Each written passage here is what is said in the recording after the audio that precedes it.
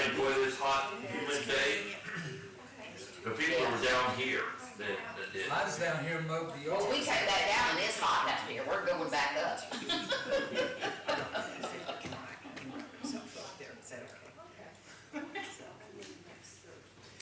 I wasn't here last Wednesday. Everything okay?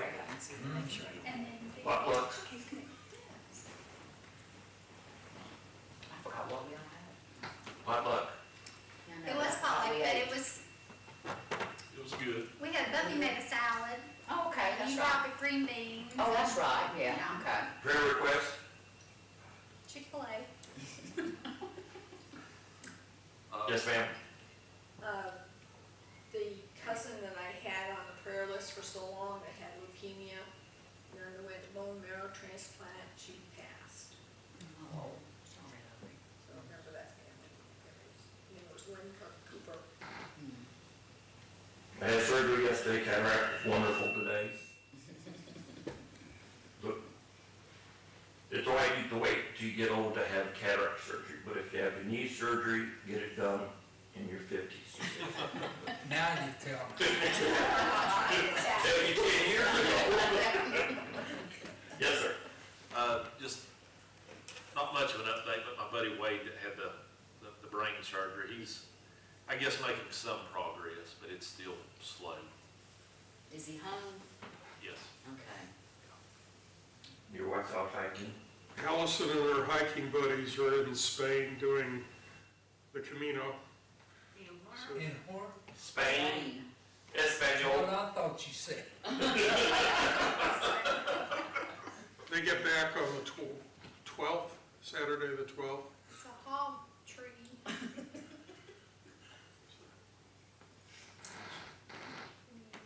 How's your mom doing, okay? Mom's, sorry. Well, your mom's doing okay. She's doing great. Your mom doing okay? Everybody okay? Okay. Would you give us some good prayer, please, sir? Heavenly Father, Lord, we're thankful for this another day. You've given us an opportunity where we can come together and fellowship. We thank you for the food that was provided and the nourishment that it gives. We know that every time, Lord, we have brought many requests to you, prayer requests. We ask that if it be your will, Lord, that you comfort those, heal those if it's your will, and maybe not, Lord, that will draw them closer to you, that in the end, that our salvation is what truly matters. Pray that as we go through this lesson tonight, that we can learn something and be willing to go out and share it with others. Forgive us where we fail you. All these things we ask in your name. Amen. We're still in the restoration movement here. I don't know how many more tapes we got. This is it. This is it? Oh, okay.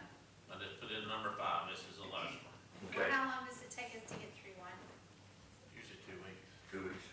We have, Roy and I have reviewed this video series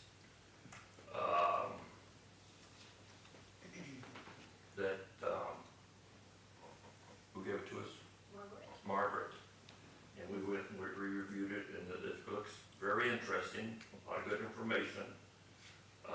It's something that you might want to use for the kids, because it's not at an adult level, but it also can be used for high school level. The way it explains things and everything would be real good for that. Comes with a few books and things, but it's very interesting. What's it called? I can't remember what it was. I reviewed it, I think, over a month ago already. It touches on the restoration also. Yeah, it touches on some of the stuff we covered here also, and some of the people's names and everything. You You'll see still it. got one for the Revelation.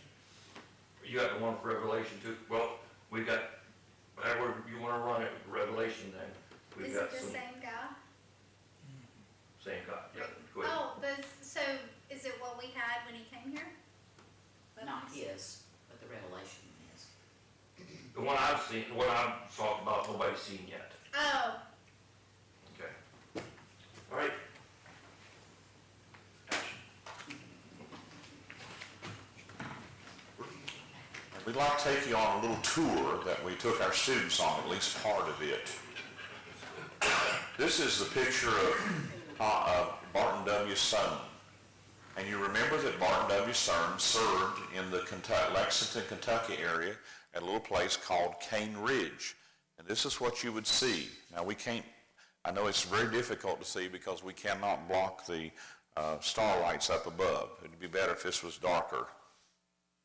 In the background is a building surrounding the original log cabin that was built by Robert Finley in 1791.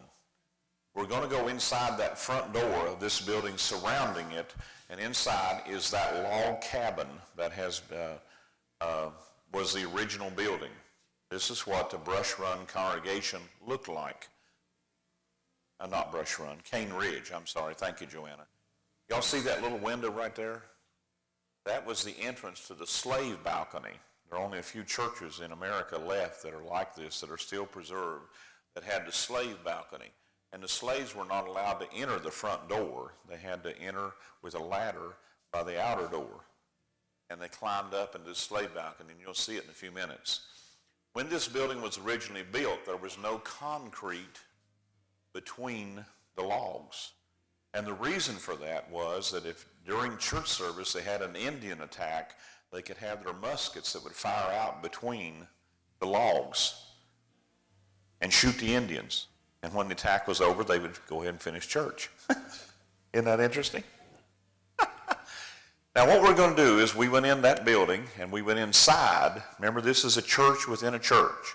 So imagine this building surrounding it, and right here in the center with a walkway around it about 8 or 10 feet wide was this log cabin. So now we're going in it, and this was the pulpit from which originally Barton W. Stone began to proclaim New Testament Christianity. Now I wish you could see it in the background, but right here, if it was darker, you could actually see the brick of that building surrounding it. Can you see a little bit of it right there? Here was a window. I think the reason they created that window, if the preacher preached anything he didn't like, he could jump out the window real quick and run. Now down in Martinsville, Virginia, a number of years ago, they actually had a preacher shot out of the pulpit. And they buried him out in the yard until the FBI discovered his bones out in the building. So I'm not saying that Barton W. Stone actually had to jump out this window at any time, but there was a window right behind the pulpit. Now this is the shot of looking at the pulpit from the slave balcony. Y'all see, this is a couple of my students up here, and they were my slaves in class, and they're looking down. And this was a 2-story building. You could actually put about 200 people in it, even though it was not any bigger than this building right here. But since it was on 2 stories, you know, you could have those people. And they weren't any further from the pulpit than you are in this building, from any corner the way it's set up this year. At one time, this slave balcony up here was actually removed and became a hayloft for a barn down the road. And because of a man, and I'll share it with you in a minute, his tombstone outside by the name of John Rogers, who wrote a detailed description of how long and wide and everything was, when they, whoops, did I do that? When they wanted to restore this church building, they went down the road and found this barn, found the slave balcony, and when they put it back in the church, they only had to replace one beam, and it fit exactly back in place. This is a picture. Of course, there are no lights there at that time. It was candles or torches or whatever else they might use. But this is a picture of the downstairs, and can you see the indoor ladders now that went up to the slave balcony? Now, what I wanted to do was to bring you outside of this building that was built by the disciples of Christ around it to preserve it. And I want you to see the windows. And in each of these windows, in the middle of it, is a story of what happened here at Cane Ridge. This is a depiction right here of Barton W. Stone preaching in August the 7th to the 12th of 1801, the famous Cane Ridge Revival meeting. Now understand, there were a number of preachers preaching all at one time. Some would be preaching off the back of a wagon. Some would be, as depicted here, standing on a stump. and whoever you wanted to hear. So if you didn't like Rick Mathena, guess what you could do? Well, so much for you. I'll just go over here and listen to somebody else. And this was all going on. Remember how many people were there? 20 to 30,000 people were estimated being here. And this is a depiction of that revival that really was the springboard for helping this church to be one of the first New Testament churches in the Kentucky area. This is the 5 men, Richard, McNeamer, Dunlavy, Thompson, and Marshall, and Barton W. Stone, along with another man, David Provence, and Rice Haggard, who suggested the name Christian, who signed the last will and testament that I read in the last session, the first session this morning, that signed the last will and testament of the Springfield Presbytery. That's what's going on right there. Now, Barton W. Stone, they said of all the Restoration preachers, if you would prick their veins, it would flow mimeograph fluid. And one of the ways that the movement was promoted was through the printing press. And Alexander Campbell, I didn't tell you this, he printed the Millennial Harbinger from 1830. He had printed so much work, it was printed 4 years after his death. By the way, the first Christian Standard, how many of you know the Christian Standard magazine? The Christian Standard, the first edition, carried the death notice of the death of Alexander Campbell in 1866. But 4 years after his death, he still had enough material written that they still printed the Millennial Harbinger for 30 years. Almost 40 years, from 1830 to 1870. And here is a depiction of Barton W. Stone printing the Christian Messenger, which was another, you can buy those books to yet today sometimes, from 1826 to 1845. So here's a picture of him promoting the movement. Now this is a depiction in January the 1st of 1832, Barton W. Stone and Raccoon John Smith that joined hands together January the 1st, 1832 to unite the Campbell and Stone movement together. And this is a depiction of the building. It's no longer standing. This was the Main Street Christian Church downtown Lexington, Kentucky, and it has since been destroyed, and now a insurance building stands over the site. Now outside the church building, remember this was the entrance, and inside of that building was the log cabin. Out to the side is the cemetery, and this is the tombstone of John Rogers, who wrote a biography of Barton W. Stone, their most famous preacher, and he's the man who also wrote a description of the church building and gave all the dimensions, and it's because of his book they were able to put that slave balcony back in. This is the monument to Barton W. Stone, and I tried to put it up a little closer, but with the light that's in here we cannot read the writing on it, but he actually died in a revival in 1844 in Hannibal, Missouri. And later on, they exhumed his remains and brought them back here to Cane Ridge. And this is the monument that was erected to him there in the area. Now, I promised you I would show you some of the fields and everything surrounding the church. Now, the building is over here, and this is just looking to the east. And these are some unusual tombstones right here. I actually thought that they were like sarcophagus. They were actually caskets on top of the ground. But what they were is the people were not in England. This was an English custom. The people were not the people were not actually buried, but about 3 feet deep, and the animals would dig up their bodies. So they would cover the ground with these big stone things, and that would keep the animals from digging down and disturbing the deceased. So this is an English custom. Last year, Joanna and I went to Chocowinity, North Carolina, where DJ Maxey is. It's just up the way about 300 miles. And they actually had some of these cemeteries like this, some of these in that cemetery there that date way back. And some of them are actually, they are the original, what do you call those, that mausoleums. They were actually built above the ground, and people were put inside of those, and it was closed over. It was really interesting to see some of those. But these are in the church at Cane Ridge. Now, right down closer to the road where you saw that sign earlier is a museum that was built back in the 1970s, the mid-1970s. These are some of my students who went on the tour with me that year. And inside of this beautiful structure, it's sort of like a museum that had some of the artifacts and everything that the people could look at. Now, supposedly over here near this barn was the actual assigned place. It's to the west of Cane Ridge building that's over here. This was supposedly Barton W. Stone's assigned spot. At least that's what the tour guides will tell you. Inside, however, that mausoleum or museum is some of the artifacts, some of the song books, some of the letters that Barton W. Stone wrote to people. Very interesting. Now, see if you recognize any of these folks. This is a young Bill Wines and his young wife here. How old were you then, Bill? You and Linda? Probably in your early 30s, weren't you, at that time? And we would go from Cane Ridge, and we would go up Interstate 77 into Parkersburg, where Bill lived at the time. And Bill and Linda would arrange all of our housing for the students. Now, this was a 1,000-mile trip.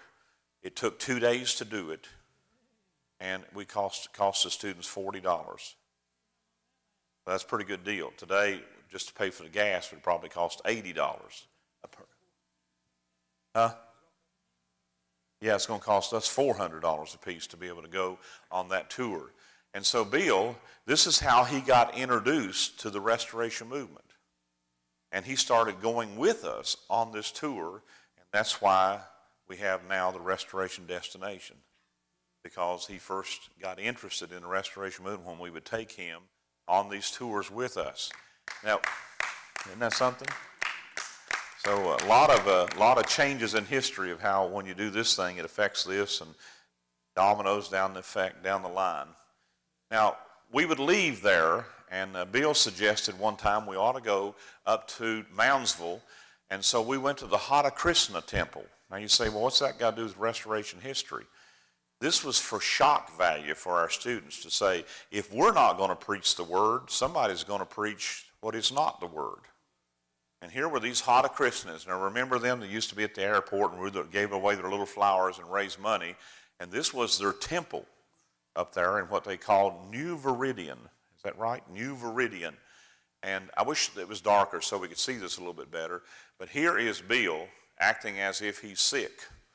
And it did. It made you sick because you saw all this lavish stuff dedicated to a man they called their God. Now, I'm going to show you some pictures on the inside. And this is just around the temple area on the middle inside. These are golden chandeliers. And all this temple was gilded gold. It was something else. There's a picture of the artwork of inside the temple. Now, while we were there, you can't see it because it's not dark enough. This is the guru that I think that year had just died a few months before we got there. And here is his bust set up in a sort of a shrine. And while we were in there, a lady came in with a little girl, a baby, strapped on her back, and she fell prostrate on the ground, the floor right here in front of this man and worshiped him. And our students saw that. And it was probably the best lesson that they ever saw, because they said, if we're not going to preach the truth, there are going to be a lot of people out here preaching lies. Now, this to me is one of the saddest pictures that I took on this whole tour, and I still put it in here for this reason. This little girl right here, if you could see it better, was dressed up in the devotee. She was a Hare Krishna girl, and she couldn't have been 17, 18 years old, could she, Bill? And this was her mother and her little baby brother right here. And notice he's holding the hand, one hand in his mother's hand, and holding the other hand in the Hare Krishna sister. And I've always wondered now, this little boy probably is in his 20s, maybe even 30s today, and I wonder what he is. Is he going to hang on to his mother's religion, a Christian faith, or is he going to become a Hare Krishna devotee? Brethren, if we don't preach the truth, remember the Restoration Movement is only one generation away from extinction. We would then leave the Hare Krishna temple, go to Wheeling, West Virginia, and travel, I mean, back in the boonies. It is 30 minutes of the worst backcountry roads you have ever seen. I'd be honest to tell you that you would see your taillights 3 or 4 times. I don't want to tell you how many students got sick traveling in this van or whatever else on these curvy roads. And we would have finally arrived in Bethany, West Virginia, at the home of Bethany College. It was established by Campbell himself in 1840, and it was one of the first liberal arts schools in America. And it was also associated at that time with the Christian Church, Church of Christ movement. Now, this is a picture, you can't see it very well, but it's a picture of the campus. It's still a very big college up there. They probably have in excess of 3,500, 4,000 students. And the last time that I checked, they only had about 15 fellows there to study for the ministry. So it's liberal arts. Mostly I emphasize the word liberal. Now, this was the student building. We always had to stop right next door, right down the hallway here. There was a walk that went into the bookstore, and I'll show you a picture of that in a minute. But this is the student union. Now, this couple that's from Pennsylvania, y'all told me you ate lunch in there, right? Well, when we were up there as a tour, you could go in there as a student, and when you got your lunch, you had to just pull the tap and serve you a beer on tap at a Christian college. Now, you had to use the bathrooms here, too, in the bookstore that I told you was just right down the walk from this building. It's the next building over right here. One of my students picked out a book out of this bookstore at a Christian college. He described a Playboy-type magazine and actually hid it up and behind the books on the top shelf so other students at the school would not pick this book up. And there were a lot of books in there like that. When I was inside of here, I just turned the camera around from the bookstore, and here was a young man, this is back in the 70s, dressed up as a hippie, and they had some of the worst music you would see and hear that you would think would come out of a Christian college. When we would have to go to the bathroom in this building, and when we went up, every year we went, there were always curse words written all over the, graffiti all over it. But one year when we went, there were signs posted by the administration said, you blankety blank students need to quit writing these blankety blank words. And that was from the administration that had as many curse words as what the students were writing on the shower stalls and everything, bathroom stalls. So this is what happens when you all of a sudden give up on what you originally were started for. Now that's Bethany College in the background, and less than a half a mile out of town you come to the home place of Alexander Campbell. But here lived the leading influence in America's largest indigenous movement, Christian Church, of course, since they own and operated Disciples of Christ, and founder of Bethany College. Built in 4 periods, the John Brown Mansion, that was his father-in-law. And his father-in-law, in order to keep Campbell from moving away with his daughter, gave him this house. That's a cute way to keep him in town, isn't it? Well, here's a free house. The second edition that was added was in 1818. They've got this wrong. It was the brick dining wing, and it was to house the students. That he, just like in Ireland or Scotland, that they had houses there. He originally started in 1818 to 1822 a little college at his house, and the students lived in his house. And he built these additional rooms on so they would be the students could be boarded there. I think boarding for the whole semester was $5. Isn't that something? Tuition was $1.50 for the whole year, for the whole semester. Then the third thing that was added on, and this is right here in the background, was Strangers Hall, and in 1840. And this is where, sorry, Joanna, I got ahead of myself. First of all, the dining wing. Oh, Buffalo Seminary? Where did I miss it? I said 1818. That's Buffalo Seminary, 1818 to 1822. And he finally closed it down, and that's when a few years later he started Bethany College in 1840. Then dining wing was in 1836, and he entertained presidents of the United States in this dining wing. And Strangers Hall, this was sort of their guest house. Among famous Americans who were here were Calhoun, Clay, Webster, Davis, and Garfield. President Garfield. We've had, by the way, 3 presidents who were members of the Christian churches and churches of Christ, and all 3 of them have been assassinated. So beware of anybody from a Church of Christ who becomes president. Be assassinated. Now what we're going to do is we're going to walk up these front steps, and we're going to go into the original John Brown mansion. Now this was originally the front porch. Now any of y'all recognize Mike Diamond? Right there's Mike Diamond when he was one of my students. And we're going to turn to the left here. This was the front porch. And now it's sort of the entryway between this section of the house and the newer sections of the house over here.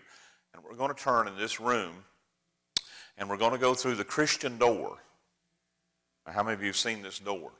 This is the Christian door because it has the cross, and down at the bottom of the door, it has a picture of the open Bible symbolizing either the Bible or the 10 Commandments. And the reason for this, they said, was that this would keep the evil spirits out of your house. On the way up there, I would stop and show the students the barn, and they would have an amulet or an omulet on the barn. And this was symbolizing certain evil spirits. And if this sign was up here, it would keep those evil spirits from burning their barn down. And this is what the Christians did to keep the evil spirits out of their house, was to create the Christian door with the cross and the open leaves of the Bible. Now in this room, the room where Alexander Campbell and Margaret Brown were married, was one at the time of 3 pianos in the room. Now Bill has some very particular statements about it. He believes that, and it's in one of the books, The Fool of God. Is that right, The Fool of God? No, it's not The Fool of God. It's the story of where his second wife is the one who created the instrumental controversy. Yeah, but there were 3 pianos in her room. Now, if you go there today, they're not there. Some of them have been removed. But Alexander Campbell said this in 1861 as a result of the influence of his second wife when his first wife died. For a Christian to have a piano in a worship service is like having a cowbell in a concert. Yes, sir.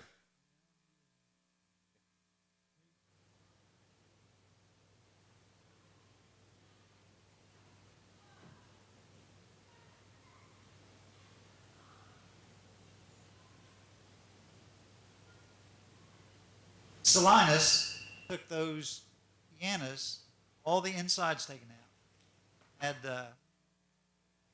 coffee tables made out of them.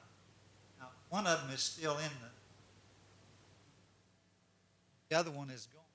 The people there now know. She would not allow any music. Those 2 made it. I got a picture if you want me to. Alexander loved music, and one of the stories that Bill showed me in the Fool of God. No, it's not The Fool of God. It's okay. The Fool of God was that he had a fiddle player that wanted to play for one of the events, and his wife made him stand outside the house, I think across the road, and made him play the fiddle. Take you to the spot, Bill says. Also in this room are pictures of his children. About halfway.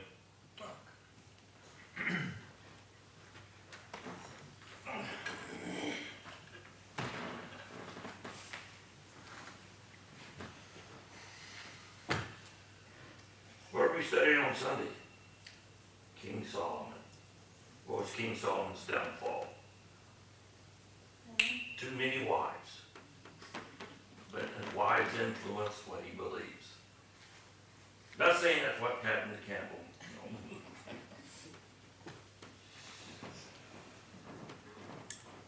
But it's interesting that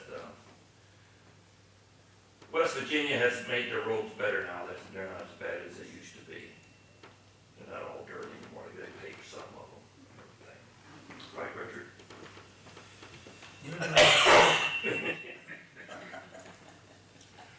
But it is all boils down to is keep it between the covers, your knowledge, what you think, what you believe.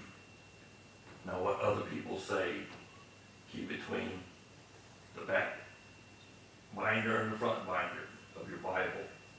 Don't add to it, don't take away to it. Express your opinions, your emotions.